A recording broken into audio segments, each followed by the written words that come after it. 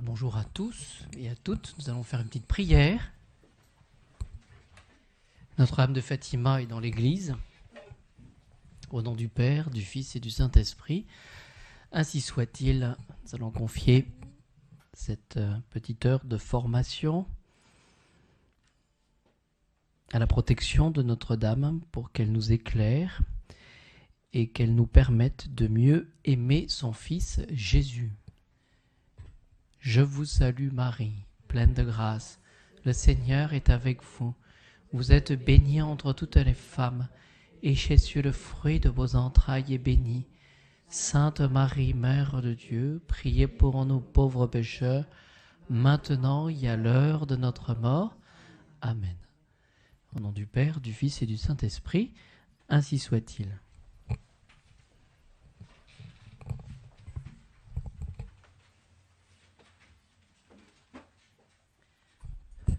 Alors, pour cette puissance d'intercession de Notre-Dame, je vous donne donc toujours mes sources. Vous avez cet ouvrage du Père Garrigou-Lagrange, commentateur donc de saint Thomas, La mère du Sauveur et notre vie intérieure. Donc, c'est un vieil ouvrage, donc c'est ce qui va inspirer finalement mes propos aujourd'hui. La mère du Sauveur et notre vie intérieure. Donc vous avez tout un chapitre sur la puissance d'intercession, donc c'est à la page 231. Nous avions étudié le mois dernier donc la qualité de Notre-Dame, qui est la mère du Sauveur, qui est Dieu, donc elle est mère de Dieu. Ensuite, donc voilà pour la première source. Je me servirai d'un ouvrage qui vient de sortir de l'école biblique de Jérusalem. C'est le dictionnaire, je pense que vous le connaissez, dictionnaire Jésus. Voilà, aux éditions Bouquin. Et c'est une série d'articles qui a été écrite dans cette série sous la direction du père Renaud Silly. Donc c'est un dominicain de Toulouse. Voilà. Et puis, j'ai mon petit ouvrage fétiche qui a l'avantage d'être simple et puis de donner de bons exemples. Les anciens parmi vous connaissent, hein, c'est l'Action familiale et scolaire. Et donc, vous avez donc, ce fameux ouvrage d'Arnaud de Lassus, donc Versaillais, hein, donc, nous gardons d'heureuse mémoire, et qui va nous donner, puisque nous sommes au mois d'octobre, et puis prêche du 13 octobre, il m'a semblé intéressant de rappeler ce que la Sainte Vierge, justement, puisqu'elle intercède pour nous, puis qu'elle a ce qu'elle demandait, tout spécialement, le 13 octobre 1917. Voilà, c'est quelque chose de concret. Et nous allons commencer par... tout d'abord, un épisode de l'Évangile que nous connaissons bien, en guise d'introduction à cette intercession de Notre-Dame, cette puissance qu'elle a. Donc, on va bien définir les termes, parce qu'il faut. Et donc, je vous donne. Il s'agit donc dans Saint Jean. Le chapitre 2, versets 1 à 11. Et donc, nous allons évoquer ensemble cet épisode de Cana. Parce que Notre-Dame va agir, tout spécialement, à Cana. Voilà. Et on verra comment Notre-Dame fait les choses à Cana. Voilà.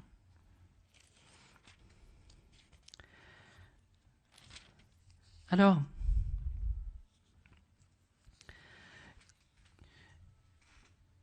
on peut résumer ensemble ce que nous voyons finalement à Cana. Le troisième jour, c'est pas un hasard si on parle du troisième jour, il y eut des noces à Cana de Galilée. La mère de Jésus y était, Jésus aussi fut invité à ses noces, ainsi que ses disciples. Or, il n'y avait plus de vin, car le vin des noces était épuisé. La mère de Jésus lui dit, ils n'ont plus de vin. Et Jésus lui répond, que me veux-tu, femme? Mon heure n'est pas encore venue. Sa mère dit au servant, tout ce qu'il vous dira, faites-le. Il y avait là 6 jarres de pierre destinées au rite de purification des Juifs. Elles contenaient chacune 2 ou 3 mesures. Jésus dit au servant, remplissez d'eau ces jarres. Ils les remplirent jusqu'au bord. Puis maintenant, leur dit-il, et portez-en au maître du repas. Ils lui emportèrent. Le maître du repas goûta l'eau changée en vin, comme il en ignorait la provenance, tandis que les servants la connaissaient, eux qui avaient puisé l'eau. Le maître du repas appelle le marié et lui dit, tout le monde sert d'abord le bon vin. Toi, tu as gardé le bon vin jusqu'à maintenant. Tel fut le premier des signes de Jésus. Il l'accomplit à Cana de Galilée. Il manifesta sa gloire et ses disciples crurent en lui.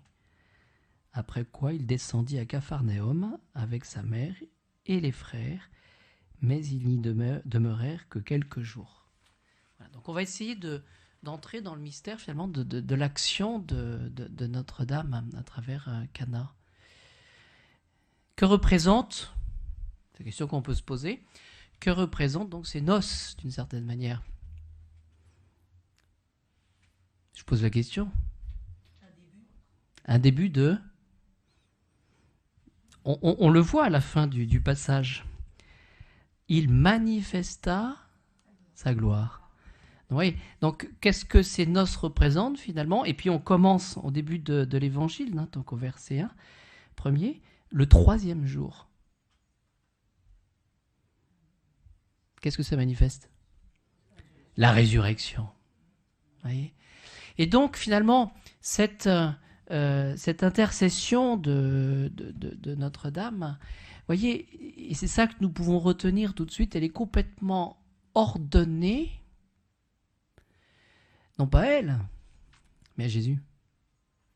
C'est-à-dire qu'on retrouve tout le chemin finalement que notre foi catholique nous demande de prendre, c'est d'aller à Jésus, mais par Marie. Voyez, on va... Oui. Alors on va le voir.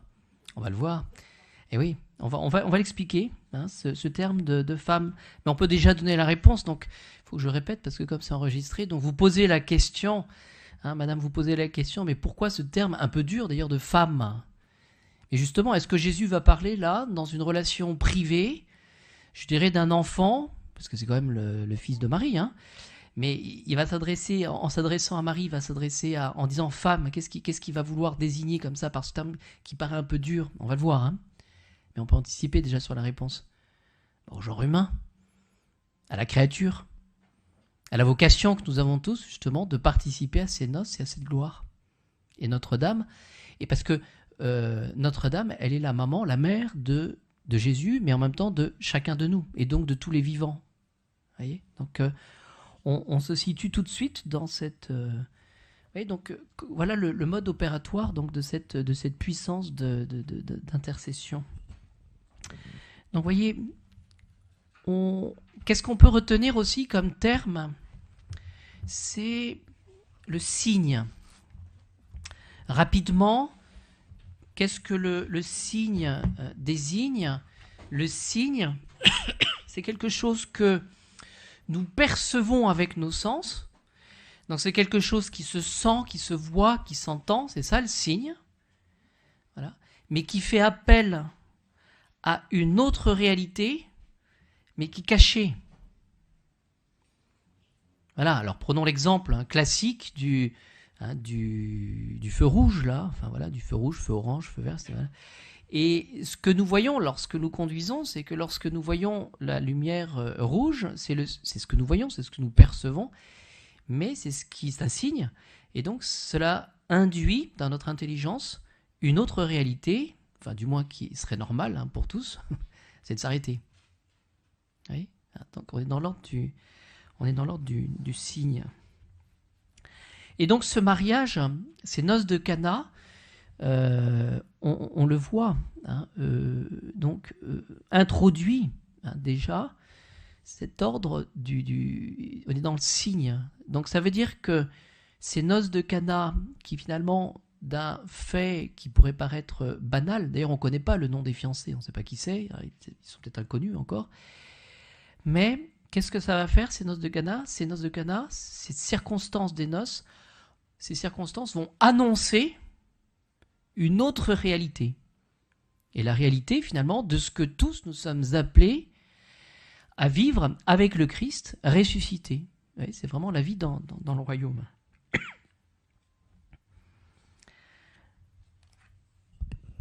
Vous voyez, tout ce que Jésus va inaugurer dans sa vie, eh bien, c'est l'annonce d'une nouvelle forme de plénitude. C'est ce que nous dit notre auteur.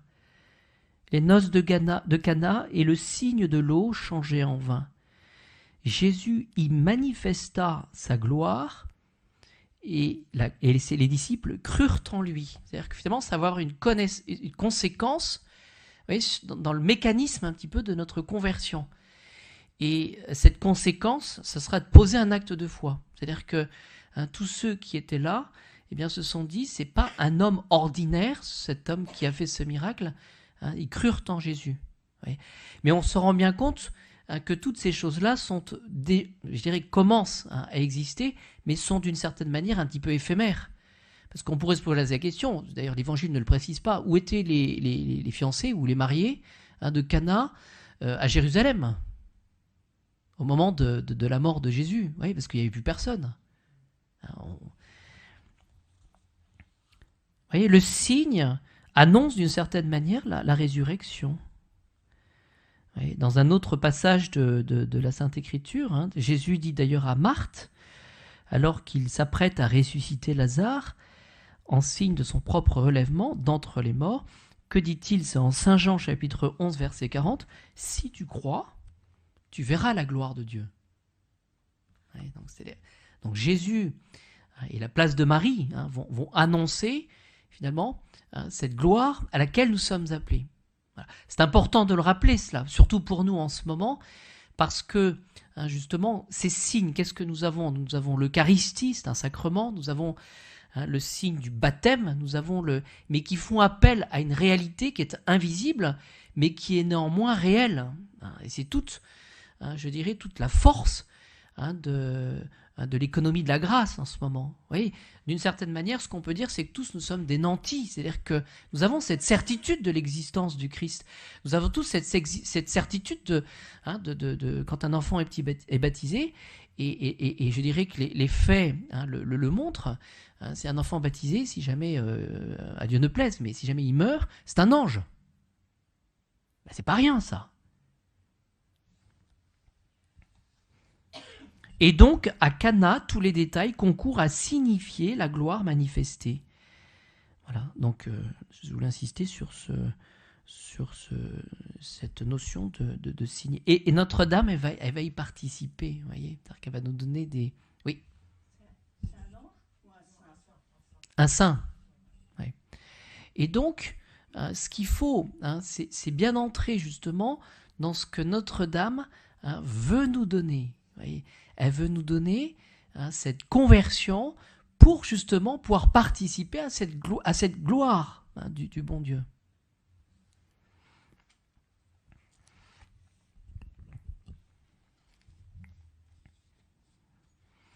Alors, un petit mot toujours pour Cana, pour préciser évidemment qui est Jésus. Qui est Jésus ? Ben, c'est le Fils de Dieu. Alors, vous me direz, c'est évident ça, monsieur l'abbé. Mais oui, mais n'empêche que à Cana, on va voir que finalement, Saint Jean, qui relate ce fait divers finalement du premier miracle de Jésus, eh bien, Saint Jean a pour mission de mettre en valeur une réalité que la parole de Jésus, elle agit. C'est-à-dire qu'elle est suivie de conséquences. voyez, tout à l'heure, là, à 17h, je ferai un cours aux enfants du catéchisme, mais c'est toujours très... Aux petits, ce sont des CE1, alors ils sont petits, je ne sais pas quel âge on a en CE1, on est 7 ans 7 ans, hein, donc 7 ans pour des petites CE1, 7 ans. Bien, quand vous dites que c'est Dieu qui a créé, qui a fait toutes choses, ben, pour eux, c'est évident. Voilà, créer, c'est faire quelque chose à partir de rien. Et ils entrent, vous voyez, dans leur simplicité, et c'est ça qu'il faut demander pour nous, ils entrent dans cette foi reçue de l'action rédemptrice et bénéfique, parce que Dieu est bon, du bon Dieu, et puis donc de Jésus. Vous voyez. Est-ce que j'ai toujours cette simplicité, cette limpidité de la foi, lorsque, étant peiné, lorsqu'étant dans l'épreuve, eh bien je communie? Est-ce que j'ai confiance dans l'action vivifiante du Christ à travers l'Eucharistie? Moi, je crois que c'est ça qu'il faut se poser comme question, à demander à Notre-Dame, vraiment de nous l'enseigner, cela, d'avoir une foi fondée justement sur cette action de la grâce, et c'est sur la puissance d'intercession de Notre-Dame, et en même temps cette puissance de créatrice de Jésus. Voilà. Eh bien, Notre-Dame, elle va permettre, et elle sera un élément important justement pour pouvoir permettre à Jésus de montrer sa divinité et sa puissance. Jean met en valeur la parole de Jésus et l'obéissance des serviteurs. Dans la création, Dieu dit « et cela est ». Voilà, alors, pour s'amuser avec les enfants, je leur dis, écoutez, monsieur l'abbé, il va demander à ce que le soleil change de place. Bon, alors on se met en situation, puis on dit, soleil, tu changes de place. Puis les enfants rient parce que forcément, ça ne bouge pas. Et si Dieu demande, ça change. Oui.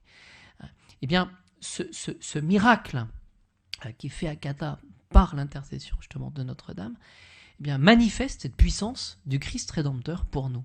Voilà. Et ce miracle, il le refait chaque jour.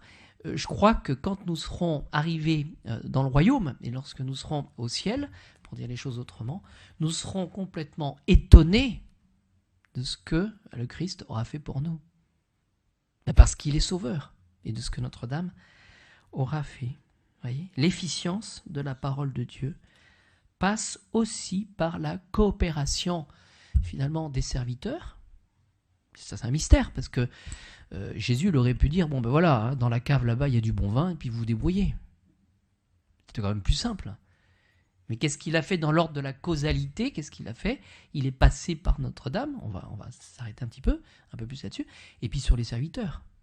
Parce qu'il n'empêche que finalement, il y avait simplement le maître de maison se posait la question de savoir un petit peu ce qui s'était passé. Vous voyez, les serviteurs, eux, savaient, c'est ce que dit l'Évangile.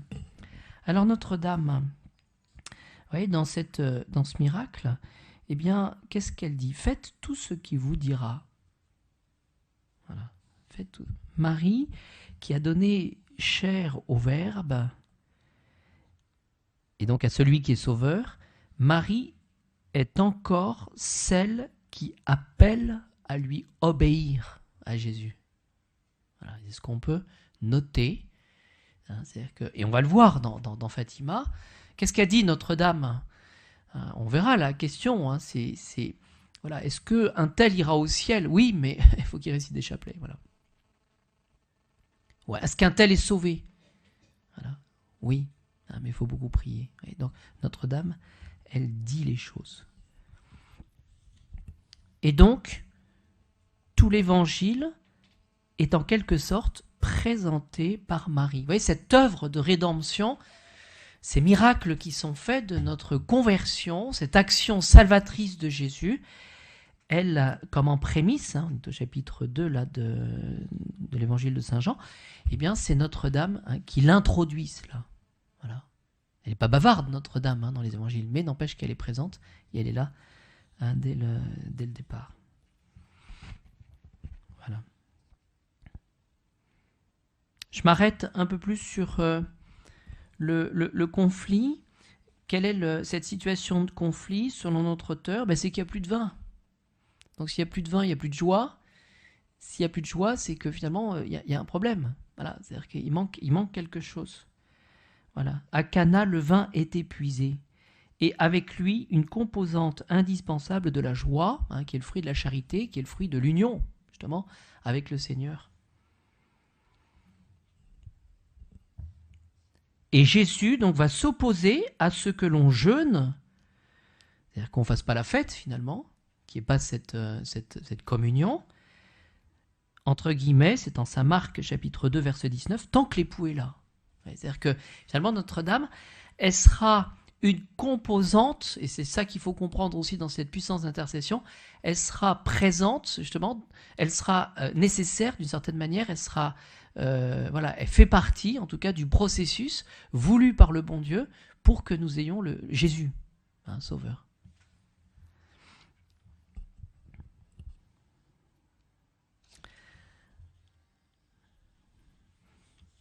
Alors,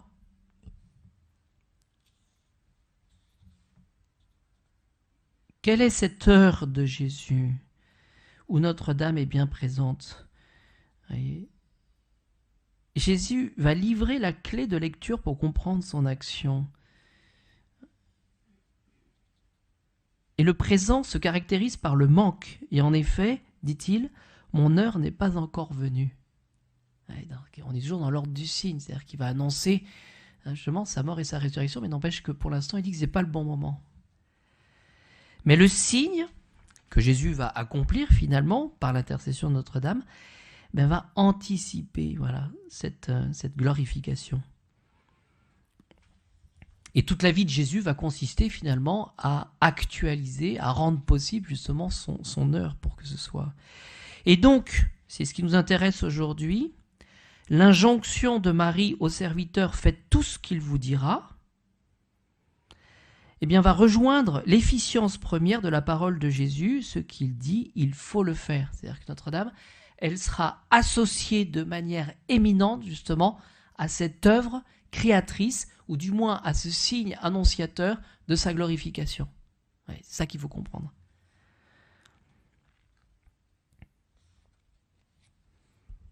Marie, au moment de la conception de Jésus, donc c'est en Saint Luc chapitre 1 verset 38, Marie, au moment de la conception de Jésus, avait de même répondu « Ce que tu me dis, que cela se fasse ». C'est le fiat, ça. C'est-à-dire qu'elle était... Marie, qu'est-ce qu'elle a fait? C'est la première, en tout cas. Elle est entrée dans cette action salvatrice du Fils de Dieu. Voilà. Dieu, le propre de ce que fait Dieu, c'est quand il dit les choses, elles sont faites. Voilà, et ça sera la même chose pour Cana. Et donc, d'une certaine manière, Marie fut donc la première à faire ce qui lui était dit. C'est pourquoi elle peut, et spécialement à Cana, transmettre cette parole à d'autres. C'est-à-dire qu'elle s'est appliquée à elle-même par l'acceptation justement du plan de Dieu. Et bien cette acceptation du plan de Dieu va lui permettre justement d'agir auprès d'autres pour que la volonté de Dieu se fasse sur d'autres. Parce que c'est ça l'intercession. Quand on intercède pour quelqu'un, qu'est-ce qu'on va faire? On va servir un petit peu d'intermédiaire. On va rendre la chose possible. Et pourquoi est-ce que Notre-Dame va agir? Parce que vous savez, si on réagit de manière humaine, mettez-vous à la place de Cana, bon, il n'y a plus de vin, bon, c'est un peu embarrassant, quoi. Enfin, on se dit, il y a trop d'invités, là, on a mal calculé. J'ai vu d'ailleurs, il y a des mariages où quand il n'y a plus de vin, il n'y a plus de vin. Ça existe, ça. Ça vous est pas arrivé? Il n'y a plus de vin. Voilà, c'est comme ça, on boit de l'eau, c'est tout. Mais, vous voyez, Notre-Dame aurait pu dire, il n'y a plus de vin, quoi. Là, c'est... Eh bien, pourquoi? Parce que Notre-Dame, elle en connaît justement la fécondité de cette association justement à l'œuvre créatrice du Fils de Dieu. C'est-à-dire finalement, Notre-Dame, d'une certaine manière, c'est pour ça que nous pouvons la prier, elle connaît le résultat. Parce qu'elle sait que Jésus est sauveur et que Jésus va offrir sa vie pour chacun de nous. Voyez, lorsque nous sommes détenteurs d'un secret et puis d'une heureuse fin d'une chose, et que vous voyez tout autour de vous des gens qui s'inquiètent, qu'est-ce que vous vous dites? Il ne faut pas s'inquiéter.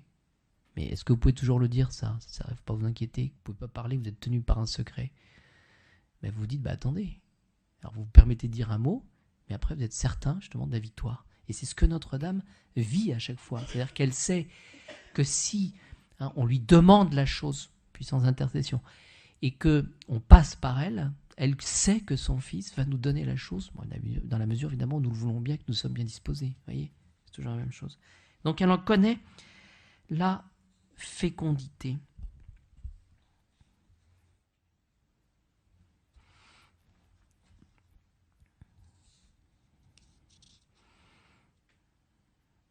Le constat, c'est le dénouement. Le constat du miracle repose sur 2 témoins, comme il s'y est dans la loi juive, qui fixe ce nombre minimal pour la validité d'un témoignage. C'est dans le livre du Deutéronome. Et donc, le maître du repas confirme la réalité du miracle sans pouvoir l'identifier comme tel et en ignorant l'identité de son auteur. Il y a du bon vin.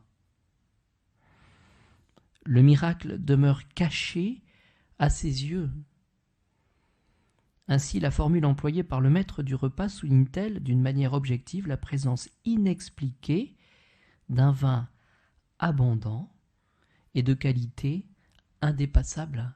Il n'empêche que dans cette part de mystère, il y a l'action de Jésus, bien sûr, mais il y a cette action de Notre-Dame. Et donc du coup, cette résolution que nous pouvons prendre, de demander, de ne pas forcément avoir des signes de l'action de Notre-Dame, mais d'avoir cette certitude qu'elle connaît le secret de cette fécondité, parce qu'elle connaît son Fils, Jésus. Voyez. Donc respectons cette part de mystère, voyez, dans notre vie et essayons de demander au Seigneur justement cette confiance en Notre-Dame.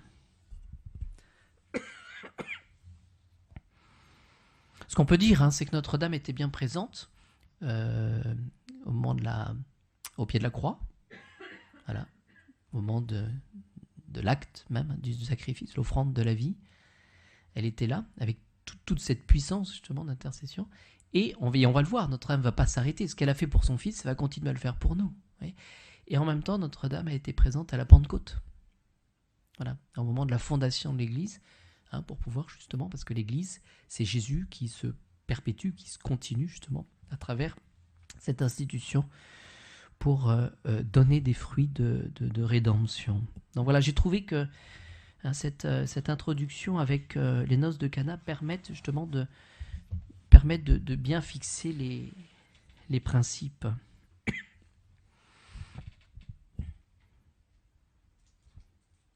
Alors la question qui se pose, selon le Père Garrigou-Lagrange, c'est que la Sainte Vierge est-elle la distributrice de toutes les grâces par cela seul qu'elle intercède pour chacun de nous, afin que les mérites passés du Sauveur et les siens nous soient appliqués au moment opportun? Ou bien nous transmet-elle aussi les grâces que nous recevons à la manière dont le fait l'humanité de Jésus, qui est selon saint Thomas et beaucoup de théologiens, la cause instrumentale physique de ces grâces. Voilà. Ou l'instrument toujours uni à la divinité supérieure au sacrement, qui sont des instruments séparés. Finalement, la question qui se pose, c'est de se dire comment Jésus, mort sur la croix, et par le seul et unique sacrifice qui nous réconcilie avec le Père, comment allons-nous pouvoir bénéficier justement de ces grâces? Vous savez, c'est l'image de Sainte Thérèse de l'Enfant Jésus, cette petite image qu'elle avait, comment dirais-je, qu'elle avait repérée, vous savez, où il y avait Jésus sur la croix, le sang qui coule, des plaies de Jésus, et puis avec des anges qui tiennent le calice. Finalement, cette image représente bien les choses. Comment nous allons pouvoir bénéficier de cette rédemption, de ce rachat? C'est ça le problème.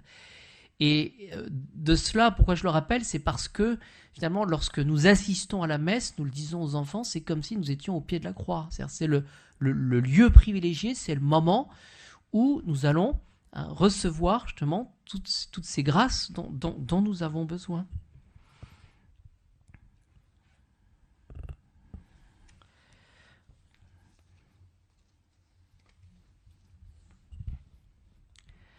Alors, réponse. La causalité morale de Marie par la satisfaction, le mérite passé et par l'intercession toujours actuelle est communément admise. Voilà. C'est-à-dire que Notre-Dame, elle est présente dans ce processus. Parce qu'évidemment, la difficulté, c'est toujours de donner une place, serait de donner une place trop importante à Notre-Dame par rapport à Jésus. C'est toujours la même chose. Quelle est cette action ?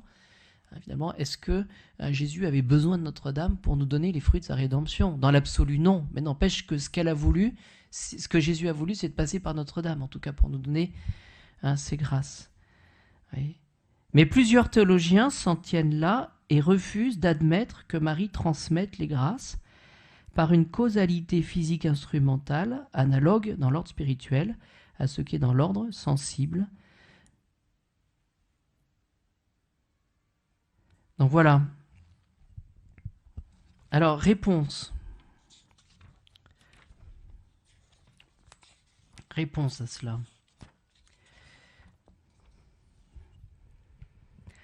Dès sa vie terrestre, la Sainte Vierge apparaît dans l'Évangile comme celle qui distribue les grâces.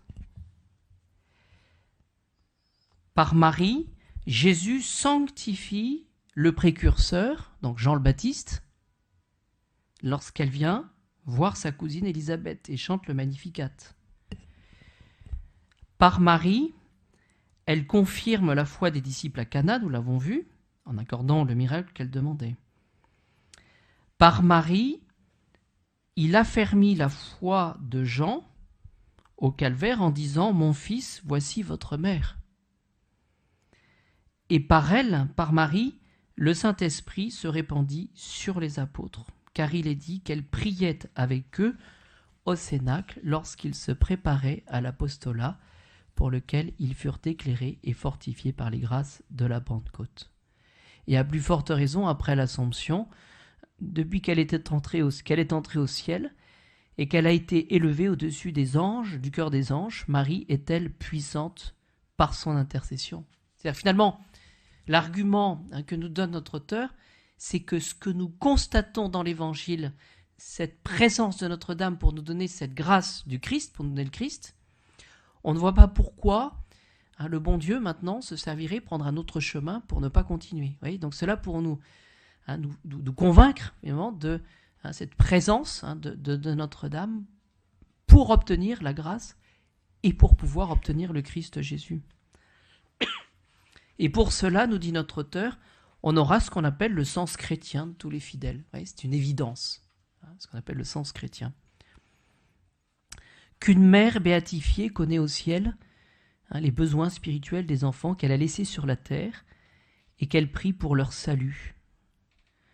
Oui, c'est-à-dire que finalement, ce qu'il utilise aussi comme argument, c'est l'argument de ce que finalement, quand une maman qui donne la vie, eh bien, qu'est-ce qu'elle va faire pendant toute sa vie ? Elle va pourvoir justement aux besoins des enfants, d'une manière ou d'une autre.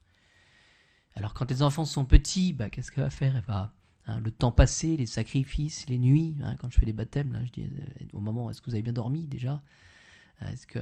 Et tout le soin qui est apporté, et puis qui va changer, c'est-à-dire que les enfants vont grandir, et cet appel et cette vie qui est communiquée va passer par la phase des gros soucis, lorsque les enfants sont dans l'adolescence, et peut-être un peu après aussi, entre parenthèses, mais de pourvoir justement à cette vie pour qu'elle soit entretenue, vous voyez. C'est le mode de fonctionnement, en tout cas, c'est le sens chrétien, d'une maman, du rôle qu'une maman peut faire pour ses enfants. Et donc, universellement, dans l'Église, les chrétiens se recommandent aux prières des saints parvenus au terme du voyage. C'est saint Thomas qui le dit, lorsqu'ils étaient sur la terre, eh bien, les saints, leur charité les portait à prier pour le prochain, à plus forte raison au ciel, puisque leur charité, éclairée non seulement par la foi, mais par la vision béatifique est plus grande, et puisque son acte est ininterrompu, et puisqu'ils connaissent beaucoup mieux nos besoins spirituels, et le prix de la vie éternelle, l'unique nécessaire. Sur quel dogme on s'appuie là pour cela? En disant que finalement, les saints qui ont le souci de faire aimer Jésus, les saints qui ont le souci de faire connaître Jésus, de répandre son règne, une fois qu'ils sont parvenus justement au ciel, est-ce qu'on va penser, est-ce qu'on peut penser que ces saints vont rester inactifs au ciel? C'est pas possible. C'est le dogme de la communion des saints. Voilà, c'est vraiment ça, c'est la communion des saints. Et donc, ce que dit notre auteur, c'est que un saint, lorsqu'il avait, dans sa paternité finalement, le souci des âmes dont il avait la charge, eh bien, comment ce saint pourrait-il, une fois qu'il est au ciel, et donc avec cette vision béatifique, oublier ceux qui sont en marche vers ceux qui sont dans l'église militante? Oui. Ça serait une conception un petit peu des choses qui serait, je dirais, étriquée, que de penser que nos saints sont complètement absorbés par la pensée de Dieu, et puis finalement oubliant complètement ceux qui sont sur cette terre. Ouais, c'est pas possible, ça. Le Concile de Trente a même défini que les saints au ciel prient pour nous et qu'il est utile de les invoquer. Voilà, c'est catholique, ça. Au ciel, le mérite et l'expiation ont cessé, mais non pas la prière. Ce n'est plus, il est vrai, la prière de supplication avec les larmes, mais, et c'est ça qui est intéressant pour aujourd'hui, c'est pas la prière de supplication au ciel pour les saints, mais c'est la prière d'intercession. Voilà, c'est-à-dire que finalement, ceux qui ont achevé leur course n'auront de cesse de penser à ceux qui sont encore en voie, en voyage, pour obtenir ça. Voilà. Et de manière éminente, évidemment, pour Notre-Dame. Que dit saint Paul dans sa deuxième lettre aux Romains, dans sa lettre aux Romains au chapitre 8, verset 34 ? Jésus-Christ, toujours vivant, ne cesse d'intercéder pour nous. Ça, c'est saint Paul qui le dit. Il est sans doute, et c'est ça qu'il faut tenir, l'intercesseur nécessaire et principal, mais la Providence et lui-même ont voulu que nous ayons recours à Marie pour que nos prières présentées par elle aient plus de valeur. Et dans la vie courante, on le fait. Voilà, j'ai un jeune, moi, qui avait besoin de trouver un stage là, un peu intéressant. Mais ce qu'il a fait, il a demandé, puis il s'est demandé, peut-être demander au curé. Alors, du coup, je me suis bien redressé, puis je me suis dit, tiens, j'ai quelque chose de faire, là, quelque chose à faire de bien. Puis quand j'ai demandé à cette personnalité de pouvoir intercéder, justement, de faire quelque chose, de pouvoir agir, eh bien, j'étais content parce que finalement, ça aboutit. Ce jeune, il est venu me remercier en disant, c'est bien, j'ai obtenu le poste. Voilà. Si je n'avais pas été curé, je ne sais pas si je l'aurais obtenu. Voilà, puissance d'intercession. C'est ça, c'est comme ça que ça marche. D'ailleurs, on le dit, il vaut mieux s'adresser au bon Dieu qu'à ses saints. C'est-à-dire qu'il faut choisir quelqu'un qui intercède et qui est quand même efficace, quoi. En sa qualité de mère de tous les hommes, Notre-Dame, et oui, parce qu'il y a eu ce transfert, vous savez, au moment du Golgotha. Saint Jean nous représente tous d'une certaine manière. Donc Marie est vraiment notre mère. Et donc, en sa qualité de mère de tous les hommes, Marie connaît tous nos besoins spirituels. Voilà. Et j'insiste bien, les besoins spirituels. Voilà. Qu'est-ce qui est bien pour mon âme maintenant, aujourd'hui ? Et qu'est-ce que ça veut dire, besoin spirituel ? C'est besoin, parce que maintenant il y a une inversion des choses, ou du moins une ignorance, c'est que qui dit besoin spirituel dit que finalement, quels sont nos besoins par rapport à notre salut, au salut de notre âme. Voilà. Alors tous, nous sommes les mêmes. Nous avons parfois envie de dire à Notre-Dame, mais pourquoi est-ce que vous ne m'écoutez pas ? Pourquoi est-ce que vous ne m'exaucez pas ? On est tous les mêmes. Je vous dis vraiment, quand on sera au ciel, Notre-Dame pourra dire, mais voilà, toi tu m'avais demandé ça, mais je ne te l'ai pas obtenu, parce que c'était pas bon pour le salut de ton âme. Voilà. Essayons d'entrer dans le mystère. J'aime à le répéter cela, parce que n'empêche que ce sont quand même les épreuves, ce sont quand même les croix qui nous font réfléchir. Voilà. S'il y en a qui ne sont pas d'accord avec ça, qui viennent me voir. C'est-à-dire qu'il y a on se retrouve dans une forme de pauvreté et dans une forme justement, nous avons besoin d'intercession à ce moment-là. Je crois que tout le monde le raconte, ça. À un moment où on a des concours ou des examens, qu'est-ce qu'on fait? On prie. Voilà. Je ne sais pas si c'est une résultante, en tout cas, du chaos actuel ou de la confusion, du moins, qui existe actuellement, mais enfin, au moins, en tout cas, à Versailles, les églises sont quand même assez pleines. Hein, heureusement, d'ailleurs, on réfléchit, on se dit... voyez, donc, salut de l'âme, hein, d'abord. Et quel sera le motif de cette action, de cette intercession de Notre-Dame? Eh bien, c'est son immense charité. Voilà, son immense charité. Et vous savez que le commandement du bon Dieu par rapport à la charité, c'est l'amour de Dieu et l'amour du prochain. Voilà. Et l'amour du prochain en vue de Dieu. Donc, c'est-à-dire que Notre-Dame, finalement, fera toutes les choses pour notre salut, pour un bien spirituel, d'abord, et ensuite, Notre-Dame, elle fera tout pour que nous ayons Jésus. Voilà. Et ce Jésus que nous voulons posséder, il est passé par la passion, par la croix et par sa résurrection. Oui. Il y a un chemin, en tout cas.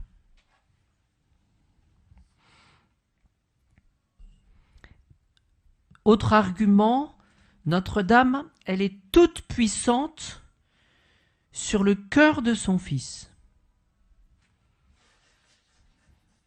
Alors, ne confondons pas les choses. Quand on dit que Notre-Dame, elle est toute puissante, elle n'est pas le bon Dieu.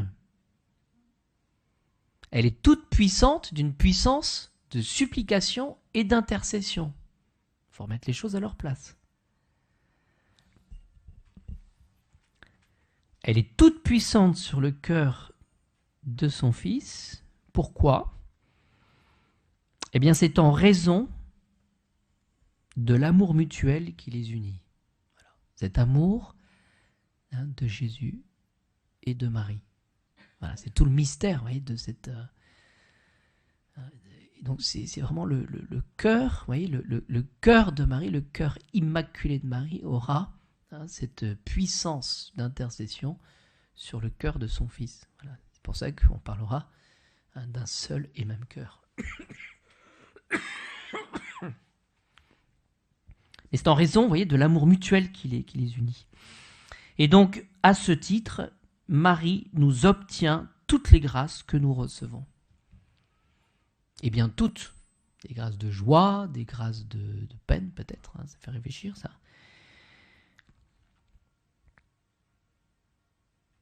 Et toutes celles, poursuit notre auteur, que reçoivent ceux qui ne veulent pas s'obstiner dans le mal. Ça, c'est un mystère aussi.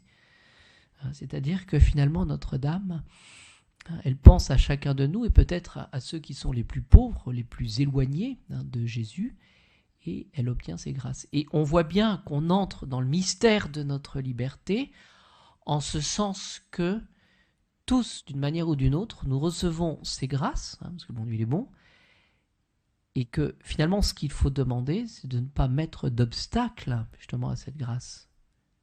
Par nos actes, par notre vie, par nos choix finalement.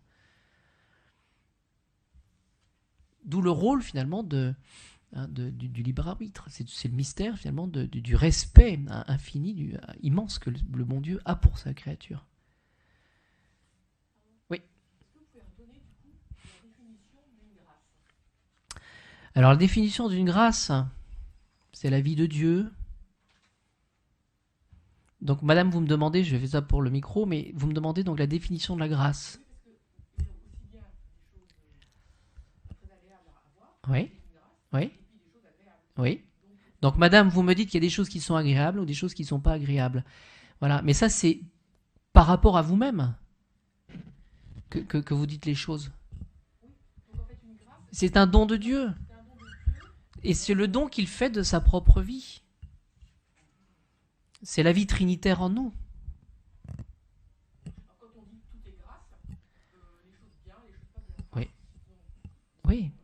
Oui, mais je comprends votre question. Hein. Quand vous avez une tuile qui vous arrive, tout est grâce, c'est compliqué. Hein.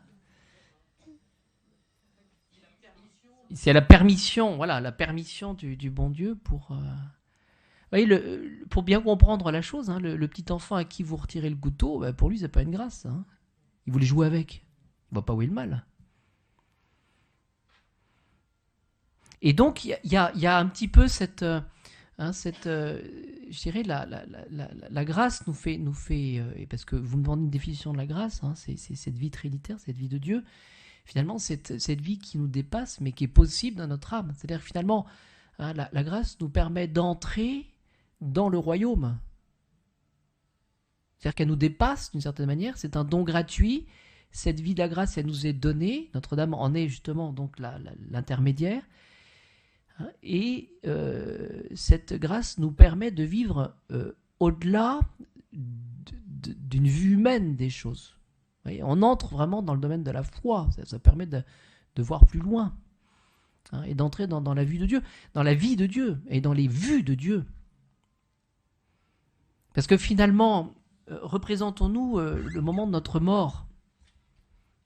J'ai eu la grâce d'accompagner des mourants là, ces derniers temps, mais qu'est-ce qui reste finalement? C'est demander la grâce au Seigneur de correspondre à sa volonté. Je pense que vous êtes d'accord. Parce que vous avez beau vous opposer à la nature, si c'est l'heure de votre mort, vous dites au bon Dieu non, vous mourrez. Hein, voilà. Et justement, hein, précisément, ce que le Seigneur demande, c'est que nous ayons au moment de la mort, et souvent c'est accompagné de tentations, qu'est-ce qu'il peut y avoir, c'est pas toujours... il y a ces moments de tentation, ces moments de combat aussi, hein, ces moments de...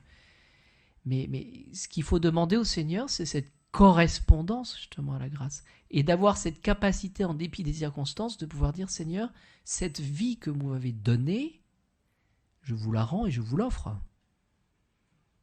C'est ça. Hein?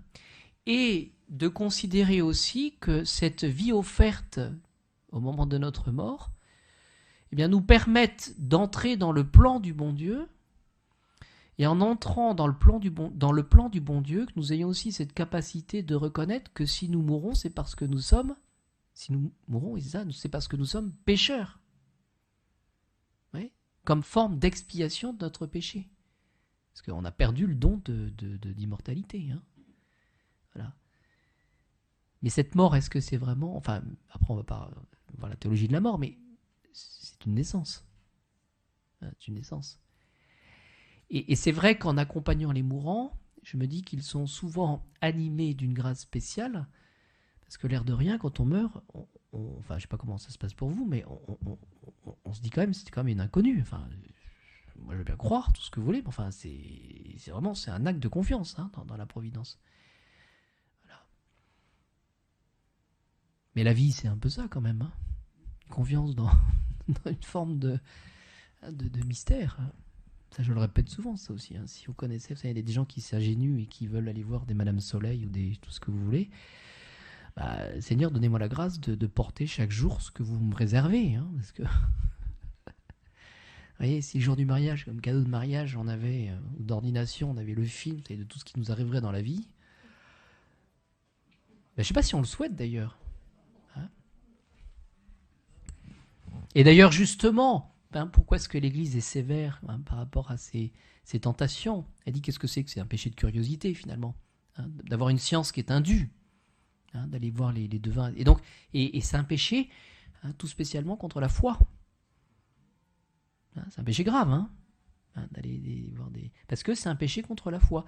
Et on voit bien hein, que cette attitude, lorsqu'on n'a pas la foi et qu'on commence à vouloir avoir des réponses un peu anticipées, une forme de curiosité qui est indue, vont agir sur notre liberté. Parce que c'est ça le problème, c'est que ça nous détermine après. Hein, j'aurai une difficulté à agir, à choisir une décision hein, de bien spirituel par rapport à notre salut, parce que hein, je serai déterminé. Et c'est ça le problème. Donc c'est vraiment un péché contre la foi, un péché d'infidélité.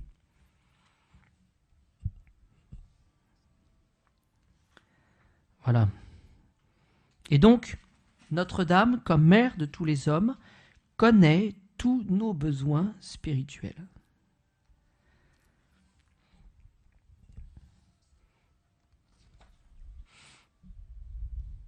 Marie, qui a le plus haut degré de gloire après notre Seigneur, doit-elle connaître tout ce qui a rapport directement ou indirectement à la vie surnaturelle qu'elle est chargée de nous donner et d'entretenir en nous. Et donc ça va concerner tous les actes bons et méritoires qui vont nous faire grandir. C'est-à-dire finalement quand nous aurons décidé de faire quelque chose, et quelque chose de bon, eh bien Notre-Dame nous donnera, par sa puissance d'intercession, l'énergie et la charité suffisante pour pouvoir accomplir cette action, je dirais, avec une pureté d'intention. On ira jusqu'au bout. Parce que souvent, ce qui nous guette, c'est le découragement ou tout simplement le manque de persévérance. Donc il s'agit des actes bons et méritoires.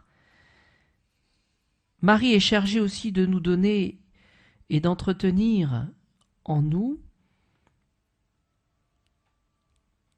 je dirais, tout ce qui va, et elle aura une influence par rapport aux fautes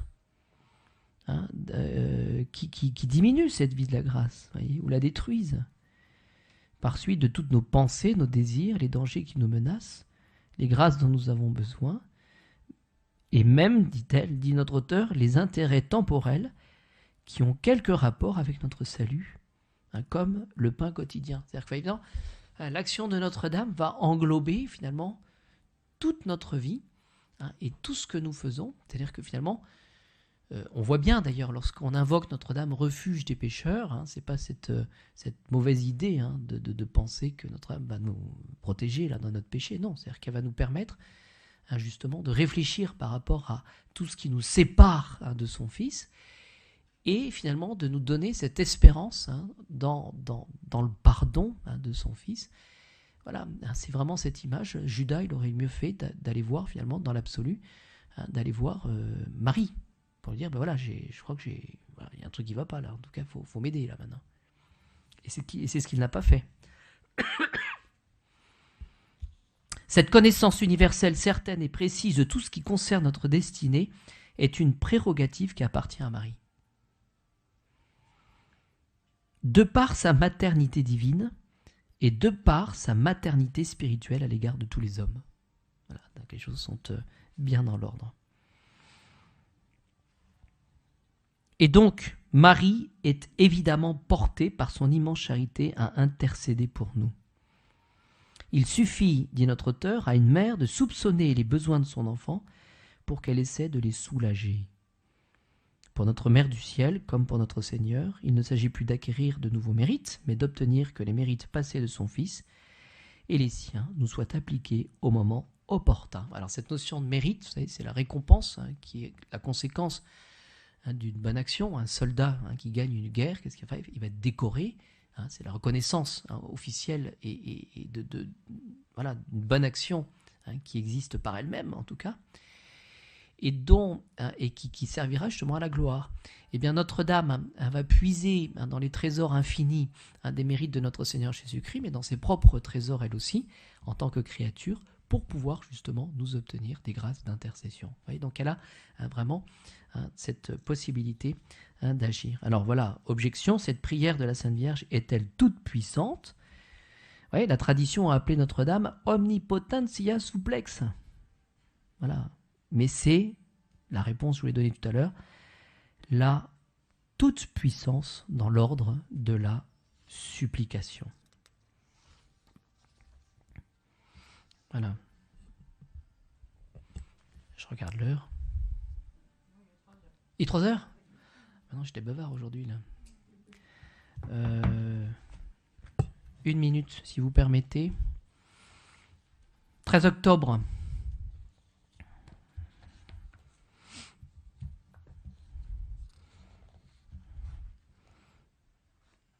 Arrivé à la cova d'Aïria, auprès du chêne vert, poussé par un mouvement intérieur, Lucie, donc, je demandais à la foule de fermer les parapluies pour hésiter le chapelet.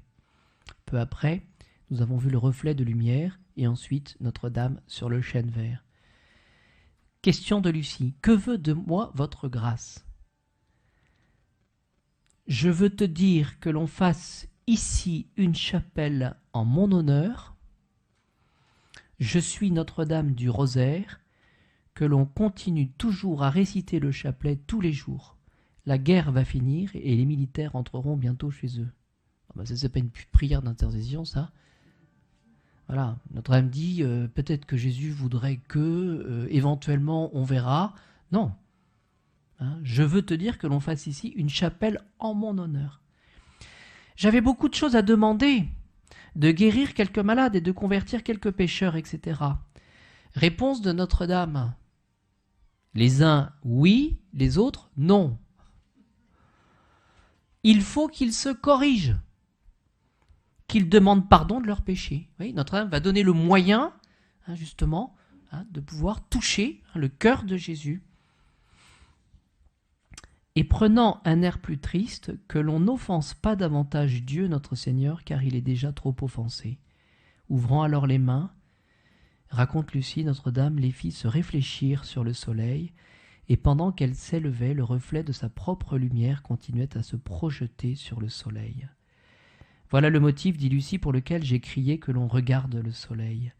Mon but n'était pas d'attirer par là l'attention du peuple, car je me rendais même pas compte de sa présence, je le fis seulement pousser par un mouvement intérieur qui m'y entraînait. Alors c'est le fameux miracle du soleil depuis la route où s'étaient amassées les voitures et où plusieurs centaines de personnes étaient restées, faute d'avoir eu assez de courage pour s'avancer à travers le terrain boueux.